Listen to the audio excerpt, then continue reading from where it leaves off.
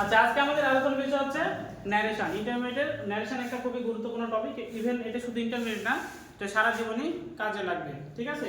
তো ন্যারেশন হচ্ছে দুই ধরনের হতে পারে, ডাইরেক্ট টু ইনডাইরেক্ট এবং ইনডাইরেক্ট টু ডাইরেক্ট। ঠিক আছে? তো পরীক্ষায় আমাদের ডাইরেক্ট টু ইনডাইরেক্টটাই বেশি আসে, আর ইনডাইরেক্ট টু ডাইরেক্টটা ইনডাইরেক্ট টু ডাইরেক্ট থেকে ইনডাইরেক্ট থেকে ডাইরেক্ট এটা হচ্ছে খুবই কম আসে। সুতরাং আমরা হচ্ছে ডাইরেক্ট টু ইনডাইরেক্ট বেশি প্র্যাকটিস করব। তো যাই হোক, তো আমাদের এই বিষয়টা শিখতে হলে আমাদের কিছু নিয়ম এখানে অনুশীলন করতে হবে। শুরুতে বলি, আমরা হচ্ছে আমাদের পরীক্ষায় আসবে প্যাসেজ ন্যারেশন। কি ন্যারেশন? প্যাসেজ ন্যারেশন আসবে। সো আমরা যদি শুরুতে প্যাসেজ ন্যারেশনে যেতে চাই তাহলে সেটা আমাদের ক্ষেত্রে খুবই ডিফিকাল্ট হয়। সেজন্য আমরা শুরুতে সিঙ্গেল ন্যারেশন কিভাবে পরিবর্তন করতে হবে সে বিষয়ে আমরা আলোচনা করব। আগে সিঙ্গেল ন্যারেশন শিখব, সিঙ্গেল ন্যারেশন যখন শেষ হবে তারপরে আমরা প্যাসেজ ন্যারেশনে যাব। ঠিক আছে? তো আমি কিছু নিয়ম এখানে লিখেছি, যে নিয়মগুলো কোনো বইয়ে পাবা না, এগুলো আমার রিয়ালাইজেশন থেকে লিখেছি যে আমার স্টুডেন্টরা যাতে ভালোভাবে এগুলো বুঝতে পারে, সেজন্য আমি কিছু নিয়ম এখানে লিখেছি। দেখো, প্রথমে দেখো 1 নম্বরে রিপোর্টিং ভার্ব এবং রিপোর্টেড স্পিচ চিহ্নিত করতে হবে। মানে একটা সেন্টেন্স মনে করো যে দেয়া আছে, ঠিক আছে, সেখানে ইনভার্টেড কমা আছে, সবই আছে, সেখানে রিপোর্টিং ভার্ব কোনটা এবং রিপোর্টেড স্পিচ কোনটা এই বিষয়টা কি করতে হবে? চিহ্নিত করতে হবে সবার আগে এটা। ঠিক আছে? তারপর দেখো, রিপোর্টেড স্পিচ অনুযায়ী রিপোর্টিং ভার্বের পরিবর্তন করতে হবে।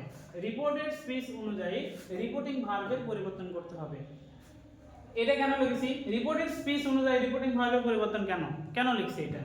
কারণ রিপোর্টেড স্পিচ এখন কোন মানে টেন্সে থাকবে বা কোন সেন্টেন্স থাকবে, তাই না? এটা তো আমরা হচ্ছে মানে যখন দেখবো তখন বুঝতে পারবো। সেই অনুযায়ী রিপোর্টিং ভার্বের পরিবর্তন আসবে। যেমন ইন্টারোগেটিভ সেন্টেন্স থাকলে আস্কড হবে, অ্যাসার্টিভ সেন্টেন্স থাকলে টল্ড হবে। এই জন্য বলছি যে রিপোর্টেড স্পিচ অনুযায়ী রিপোর্টিং ভার্বের পরিবর্তন করতে হবে। এটা কয় নাম্বার ধাপ? 2 নাম্বার ধাপ। 3 নম্বরে দেখো, ইনভার্টেড কমা উঠে যাবে, ইনভার্টেড কমাটা উঠে যাবে এবং কনজাংশন বসবে। কি বসবে? কনজাংশন। আচ্ছা, আমি কিন্তু বলি নাই কোন কনজাংশন বসবে, মানে অন্ধর মতো সবাই বলেছে দ্যাট বসবে। দ্যাট না, আসলে কি বসবে? কনজাংশন বসবে। কনজাংশন কার উপর ডিপেন্ড করে বসবে? আসলে রিপোর্টেড স্পিচটা কি আছে, কোন সেন্টেন্স আছে, অ্যাসার্টিভ, ইন্টারোগেটিভ, অপারেটিভ, এক্সক্লেমেটরি, কোন সেন্টেন্স আছে তার উপর ডিপেন্ড করে ইনভার্টেড কমা উঠে যে কনজাংশন বসবে। ঠিক আছে? যেমন অ্যাসার্টিভ সেন্টেন্স হলে কি হবে? দ্যাট হবে। ইন্টারোগেটিভ সেন্টেন্স হলে কি হবে? যদি ইয়েস নো দ্বারা অ্যানসার করা যায় তাহলে ইফ হবে, আর যদি ডাবলএস কোশ্চেন থাকে তাহলে ওটাই থাকবে। ঠিক আছে? তারপর হচ্ছে এক্সক্লেমেটরি সেন্টেন্স থাকলে কি হবে? এক্সক্লেম উইথ জয়, সরো, এগুলো হবে। এইজন্য বলছি যে সরাসরি আগে আমরা দ্যাট ইউজ করব না, আসলে দেখব আমরা এই পাশে কোন সেন্টেন্স আছে। বুঝতে পারছো বিষয়টা? এই জন্য বলছি কনজাংশন বসবে। আমরা পরবর্তী এগুলো উদাহরণ সহ আলোচনা করব। ঠিক আছে? 4 নম্বর হলো কি, রিপোর্টিং ভার্বের পার্সন অনুযায়ী রিপোর্টেড স্পিচের পার্সন পরিবর্তন করতে হবে। পার্সনটা অবশ্যই আমাদের পরিবর্তন করতে হবে। ঠিক আছে? কিভাবে পরিবর্তন করব আমরা পরবর্তীতে আলোচনা করব।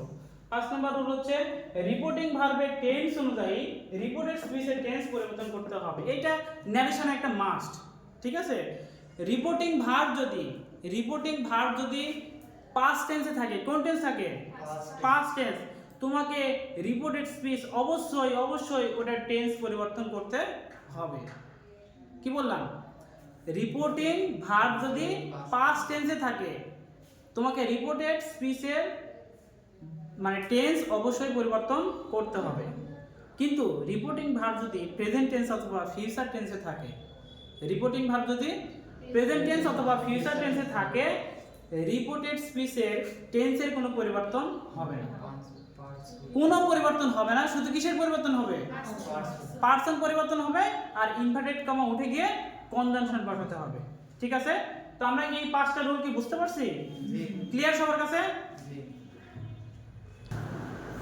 আচ্ছা, আমরা এখানে একটা সিঙ্গেল ন্যারেশন লিখেছি। আমরা কি লিখেছি? একটা সিঙ্গেল ন্যারেশন লিখেছি। দেখো, he said to me inverted comma I have had my meal, মানে আমি আমার খাবার খেয়েছি। ঠিক আছে? তো এইখানে হ্যাড মানে কি? খাওয়া। হ্যাভ মানে যেমন আছে, এই হচ্ছে হ্যাভ মানে যেমন আছে, ঠিক তেমন এই হ্যাভ মানে হয় আবার খাওয়া। ঠিক আছে? ওকে। তো দেখো, এইখানে আমি কি চিনাচ্ছি? রিপোর্টিং ভার্ব এবং রিপোর্টেড স্পিচ, আমাদের 1 নম্বর রুল যেটা ছিল। তো এখানে এটা কি আর দুইটা অংশ আছে, এটা একটা অংশ আর এটা একটা অংশ, ঠিক আছে? তো এটা কি অংশ? ওটা হচ্ছে রিপোর্টিং ভার, এটা হচ্ছে রিপোর্টিং, এটা হচ্ছে রিপোর্টিং ভার, আর এটা কি তাহলে? এটা হচ্ছে রিপোর্টেড স্পিচ, ঠিক আছে?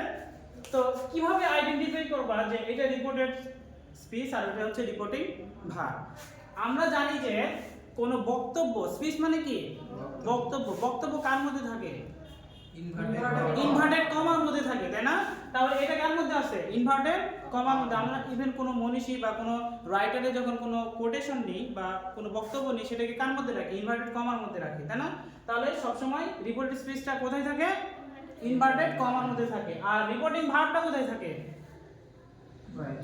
ইনভার্টেড কমার বাইরে যেটা আছে সেটা হচ্ছে রিপোর্টিং ভার্ব, আর ইনভার্টেড কমার ভিতরে যেটা আছে সেটা রিপোর্টেড স্পিচ। তাহলে রিপোর্টিং ভার্ব এবং রিপোর্টেড স্পিচ এই দুইটা কি এখন শনাক্ত করতে পারবা?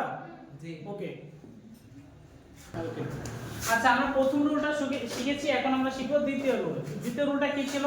রিপোর্টেড স্পিচ অনুযায়ী রিপোর্টিং ভার্বের পরিবর্তন করতে হবে, তাই না? রিপোর্টেড স্পিচ অনুযায়ী রিপোর্টিং ভার্বের পরিবর্তন, তার মানে কি? এটার পরিবর্তন কি অনুযায়ী? রিপোর্টেড স্পিচ অনুযায়ী। বুঝতে পারছো? তো কিভাবে পরিবর্তন হচ্ছে আমরা একটু লক্ষ্য করি। আচ্ছা, এখানে কি ছিল? He said to me I have had my meal, ঠিক আছে? তো সবার আগে আমরা লক্ষ্য করব এইটা কোন সেন্টেন্স। আমরা জানি সেন্টেন্স কত প্রকার? 5 প্রকার, তাই না? আচ্ছা আচ্ছা। তারপর দেখো এটা কিন্তু গঠন অনুযায়ী, আরেকটা আছে স্ট্রাকচারাল অনুযায়ী সেন্টেন্স। সিম্পল কমপ্লেক্স কম্পাউন্ড যেগুলো আছে এটা, তারপর দুটো হচ্ছে আলাদা প্রকার, ঠিক আছে? তো এইটা কি সেন্টেন্স? Assertive sentence. তো অ্যাসার্টিভ সেন্টেন্সের ক্ষেত্রে এইটা একভাবে পরিবর্তন হবে। এখানে যদি ইন্টারোগেটিভ সেন্টেন্স থাকতো, এইটা হচ্ছে মনে করো এইভাবে পরিবর্তন হবে, ঠিক আছে? কারণ এইটা দেখো ইন্টারোগেটিভ সেন্টেন্স, সুতরাং এখানে প্রশ্নবোধক মার্ক দিতে হবে। আচ্ছা, এটা ইন্টারোগেটিভ সেন্টেন্স, তো সেই কারণে আমরা একভাবে পরিবর্তন করেছি। তো এখানে দেখো অ্যাসার্টিভ সেন্টেন্সে সাধারণত টল্ড হয়। কি হয়? টল্ড হয়। হ্যাঁ, তুমি যদি এটাও রেখে দাও কোনো সমস্যা নেই, ঠিক আছে?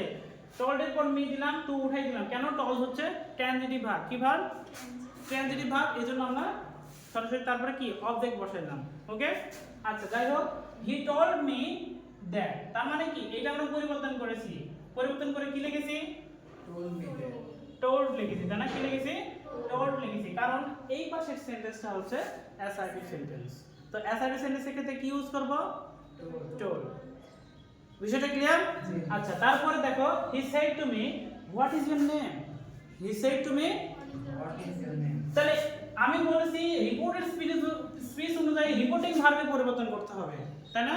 তো এখানে কি আছে? Interrogative sentence.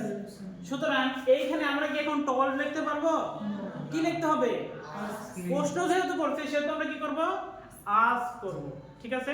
ঠিক একই ভাবে যদি এক্সক্লেমেটরি সেন্টেন্স হইতো তাহলে কি লিখতাম এখানে? মনে করো he said to me hurrah we have won the game, তাহলে কিভাবে করতাম?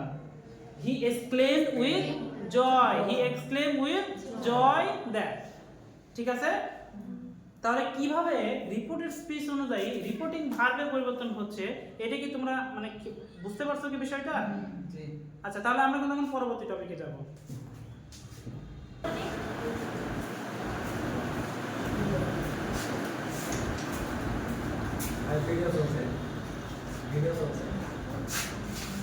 আচ্ছা, দেখো তাহলে ইনভার্টেড কমা উঠে যাবে এবং কনজাংশন বসে, ঠিক আছে? দেখো he said to me I have had my meal, I have had my meal. তো এইখানে এটা কোন সেন্টেন্স? Assertive sentence. আমি কি বলেছি? যদি অ্যাসার্টিভ সেন্টেন্স হয় তাহলে ইনভার্টেড কমা উঠে গিয়ে কি বসে? দ্যাট। কনজাংশনে দ্যাট বসে, তাই না? তাহলে এটাকে যদি আমরা পরিবর্তন করি তাহলে কি হবে? দেখো হি সেড টু মি, এটা পরিবর্তন হয়ে কি হবে? আচ্ছা, যেহেতু অ্যাসার্টিভ সেন্টেন্স তাহলে আমি কি হবে? হি টোল্ড মি, ইনভার্টেড কমা উঠাই দাও, কি হবে? দ্যাট। এই যে পার্সনের পরিবর্তন আমি এর পরের রুলে শিখাবো। এটা কি? First person. আমরা সব সময় এটাকে ফার্স্ট পারসন ধরব। এটা কি? Third person. তারপর আমরা সব সময় এটাকে ফার্স্ট পারসন ধরব, ঠিক আছে? তো এখানে কি হবে? তাহলে এটা চলে আসবে এখানে, যেহেতু এটা ফার্স্ট পারসন চলে আসবে এখানে। হি হ্যাভ আছে, তাই না? এখানে কি পাস্ট টেন্স আছে না? তাহলে এটা পরিবর্তন করতে হবে। তাহলে হি হ্যাড, এটা তো আগেই ছিল, হ্যাঁ? হি হ্যাড হ্যাড মাই আছে, এটা হচ্ছে এটাও ফার্স্ট পারসন, ঠিক আছে? তাহলে এটা কাকে ধরবে, এটাকে ধরবে, ফার্স্ট পারসনকেই ধরবে, ঠিক আছে? তাহলে পজিটিভ আছে, তাহলে এখানে কি হবে, পজিটিভ হবে, তাহলে হি ইজ হবে, হি ইজ। এটা কি বুঝতে পারছো? তার মানে কি হলো, এইটা হচ্ছে অ্যাসাইডি সেন্টেন্স ছিল, অ্যাসাইডি সেন্টেন্স থাকার কারণে ইনভার্টেড কমা উঠে গিয়ে আমরা কি বসাইলাম, দ্যাট বসাইলাম। বিষয়টা কি ক্লিয়ার? তাহলে আমরা পরবর্তীতে যাই, ইন্টারোগেটিভ সেন্টেন্স। ওকে, আচ্ছা।